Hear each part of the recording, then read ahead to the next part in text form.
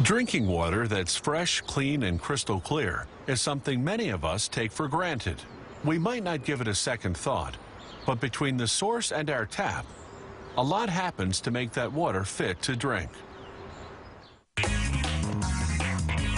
Our water may come from Mother Nature, but it's far from pristine. It starts its journey to the treatment plant through a water intake pipe. On the wall of that pipe, about 6.5 feet down, is a 6-inch hole.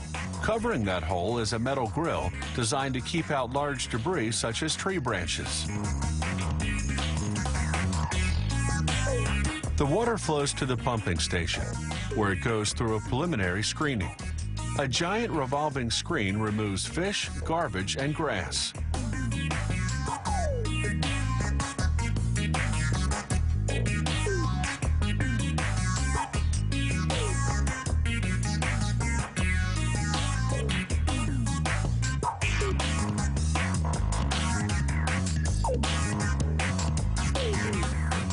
Once they remove the debris, a low-pressure pump moves the water into the treatment plant.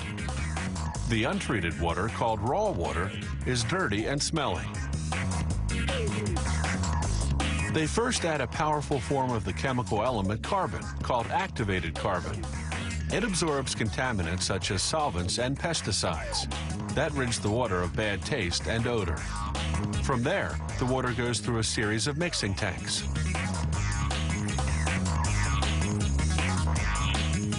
The first tank holds a chemical called aluminum sulfate.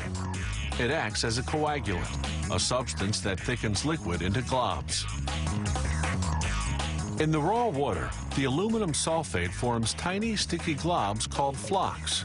Bacteria, mud, and other impurities stick to those flocks. Then the flock-filled water moves on to the second mixing tank.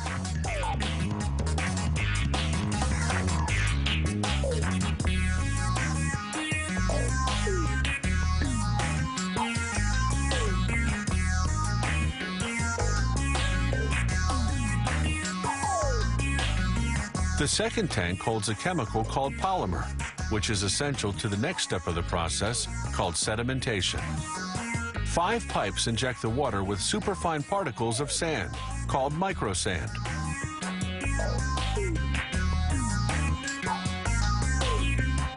The polymer coats the sand, making it sticky. The grains of sand then stick to the flocks in the raw water, weighing them down even more. The water then flows into a settling tank, where the flocks, because they're heavier, settle to the bottom. You can see the result in this demonstration. The water is finally clear, but it's far from drinkable because it's still full of bacteria, viruses, and other organic matter. So on to the next step, filtration. The water flows onto the top of the filter, then trickles downward, passing through a layer of anthracite, a type of coal, then through a layer of sand.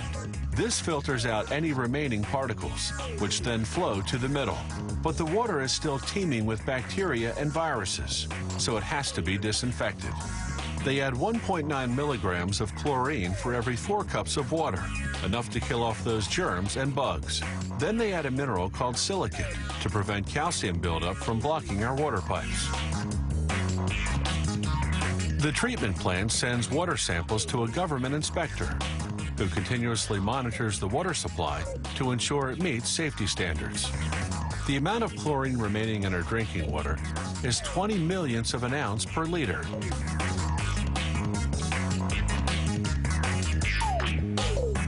The chlorine gas the plant uses is highly toxic. Should any leak out, emergency teams would have to evacuate a 6-mile radius. So the plant stores the drums of chlorine in a high-security area.